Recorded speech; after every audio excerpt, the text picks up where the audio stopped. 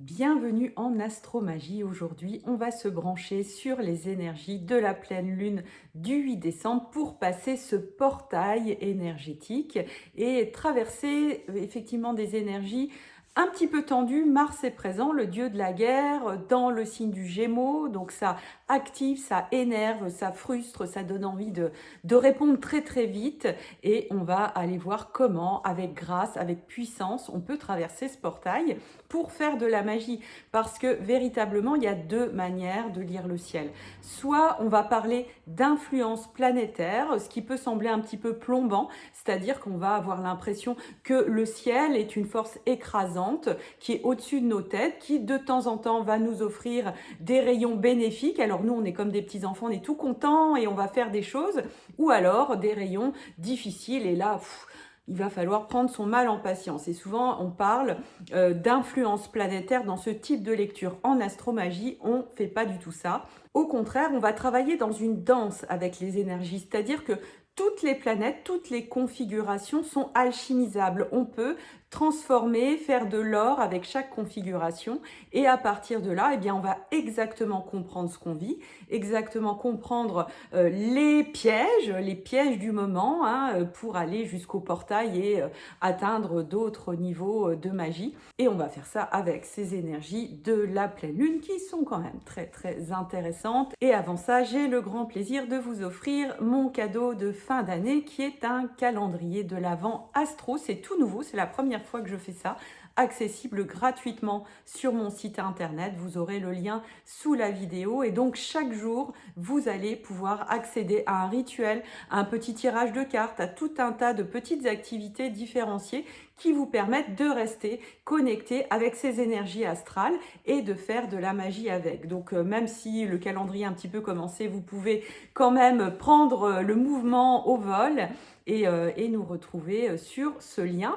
Et puis, puisqu'il est question de magie, d'astromagie, je vous présente à nouveau ce livre qui est quand même un cadeau extraordinaire à offrir ou à se faire offrir, à mettre sous le sapin, parce que c'est du pur amour de soi et le pur amour de soi, c'est de ça qu'on va tirer notre plus grande magie. C'est un livre qui va vous permettre de faire fructifier, d'amplifier encore plus toutes ces vidéos que vous regardez peut-être depuis longtemps. Ça va vous permettre d'approfondir et d'être vraiment actrice, acteur de ce qui se joue dans ces vidéos parce que vous allez apprendre à lire votre thème natal personnel, même si vous êtes grand débutant et même si vous êtes initié, vous allez découvrir vraiment de nouvelles choses, une nouvelle manière d'ouvrir des portails à l'intérieur de vous, d'ouvrir des portes. Donc voilà, c'est du pur amour que de donner ça et quand on est au centre de soi, eh bien on a accès à tout, on a accès à tous les possibles. Donc voilà, Astromagie, il est chez tous les libraires physiques, tous les libraires en ligne. Donc voilà, c'est vraiment une idée cadeau qui change toute la vie parce qu'on va aller dans la précision de ce qui se joue et dénouer des choses qui vont vous faire vraiment du bien. C'est que de la bienveillance, du bonheur, de l'amour dans ce livre et de la découverte des trésors qui se logent à l'intérieur de nous. Donc voilà pour la petite annonce. Et maintenant, avec grand plaisir, on va plonger dans les énergies de cette pleine lune et regardez, il y a quelque chose qui est quand même très impressionnant, c'est que cette pleine lune, elle se joue sur Mars. Mars qui est le dieu de la guerre, qui est celui qui nous fait agir, qui nous fait impacter, qui nous dit allez là, ça commence à bien faire, j'y vais, oui bon c'est bien gentil, mais à un moment il faut y aller, etc. etc. Ça c'est Mars, tout ce qui nous fait aller dans ce type d'énergie, c'est Mars. Sauf que depuis quelques semaines, Mars est rétrograde. C'est-à-dire que cette fonction-là, on n'est plus très bien sûr que c'est comme ça qu'il faut agir. On a quelque chose vraiment à réviser. C'est quand même assez délicat de travailler un Mars rétrograde, mais finalement, c'est plein de promesses. C'est plein de promesses magiques si on a bien compris les leçons de Mars rétrograde. Ben oui, il y a des leçons. Des fois, c'est un petit peu embêtant de se dire oui, la vie, c'est toujours des leçons, ras-le-bol. Voilà, on sait très bien que quand on prend du recul, qu'on se remet dans notre sagesse, finalement, au bout d'un moment, on comprend la leçon et on comprend à quel point c'était un cadeau. Quand on a le nez dedans, ça a l'air un peu moins d'être un cadeau. Mars, peut-être, qui peut vous challenger depuis plusieurs semaines, voire depuis plusieurs mois.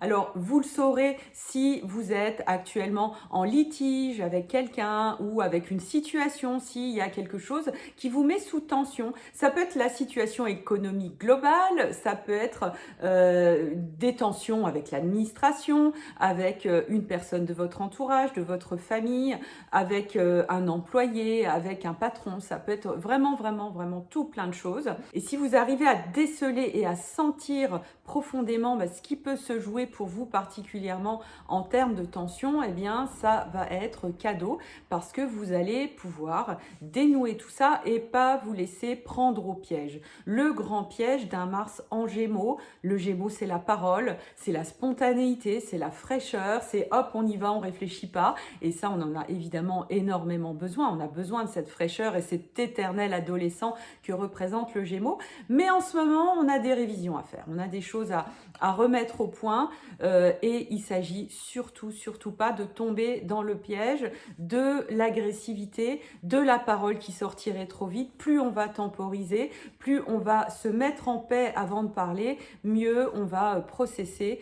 Même si on pense avoir toute légitimité pour mettre le point sur la table, pour exprimer notre frustration, pour exprimer quelque chose qui vient un petit peu du fond du bas de nos tripes, légitimité parce qu'on est la personne la plus malheureuse du monde, parce qu'on est la personne qui vit les choses les plus difficiles, parce qu'on est en grosse difficulté pour telle ou telle raison, au niveau santé, au niveau financier, sous un aspect particulier, il y a un point de faiblesse quelque part. Et plus vous allez parvenir à détecter ce petit point de faiblesse, même s'il est minime, eh bien, plus vous allez pouvoir faire fructifier tout ça.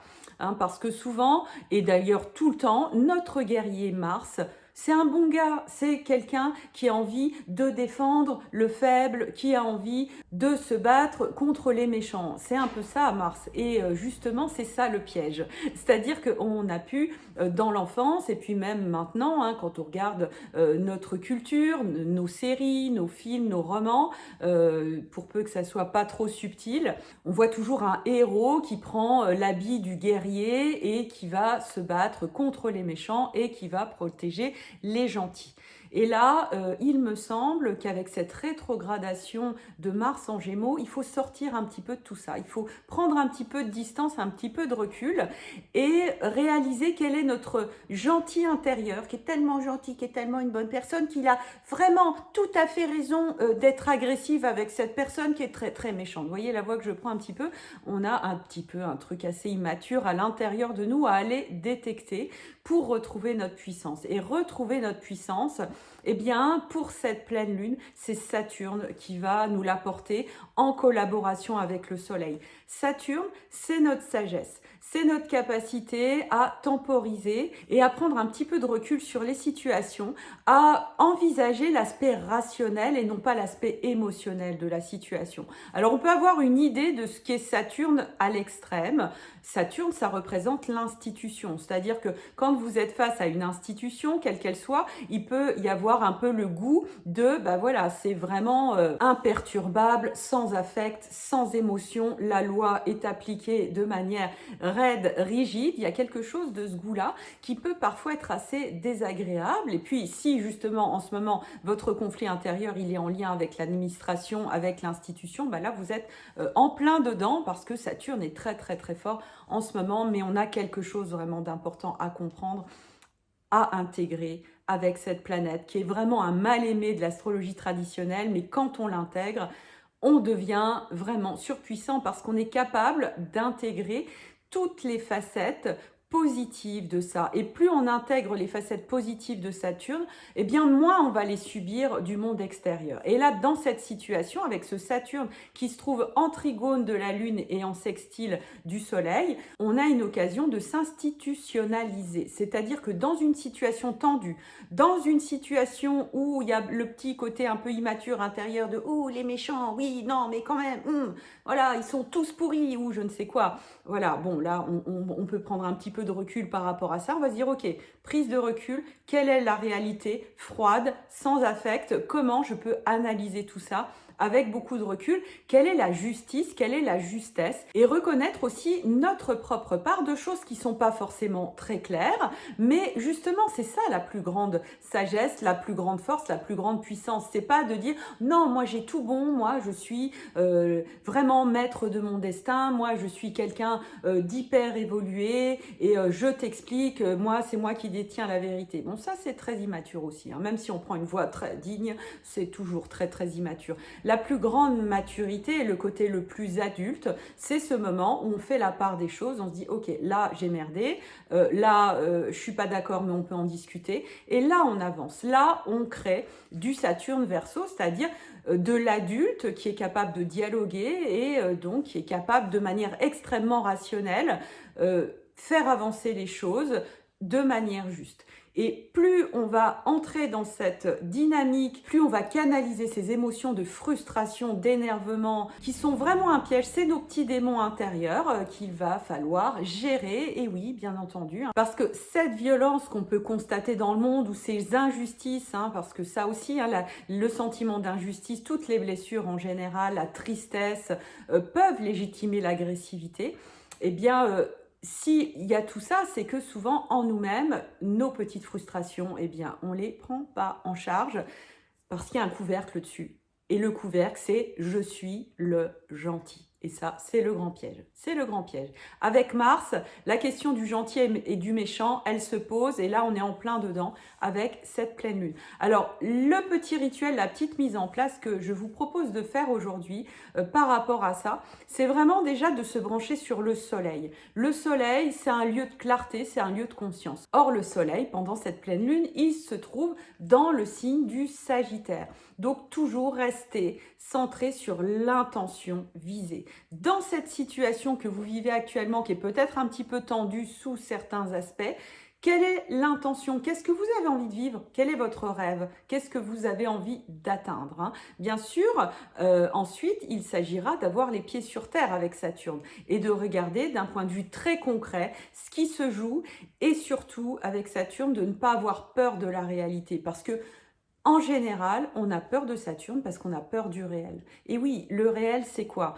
C'est ce monde où il y a du blanc, du noir, du jour, de la nuit. Et pour vivre des choses extraordinaires dans la lumière et dans la joie et dans la créativité, eh bien, avec Saturne, il s'agit d'accepter que l'inverse est possible. Et ça, souvent, notre côté très immature, il n'a pas très envie. Alors, plutôt que d'intégrer ça et d'accepter toutes ces peurs-là et d'accepter les revers de la médaille, on va dire non, ça m'appartient pas, c'est à l'autre méchant, et on va faire porter quelque chose à l'extérieur. Alors sur le coup, ça va être très confortable parce que voilà, on va éviter tout un tas de choses. Mais au bout d'un moment, Saturne nous rattrape.